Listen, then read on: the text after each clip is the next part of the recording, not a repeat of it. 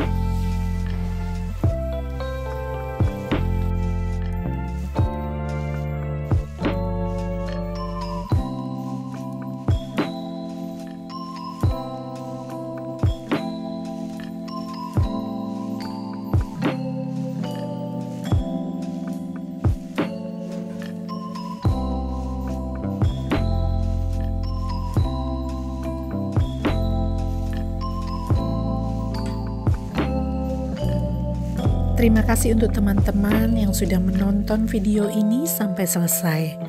memberikan like, komen, dan subscribe. Semoga video ini bermanfaat. Saya Meida Ari, salam sayang selalu.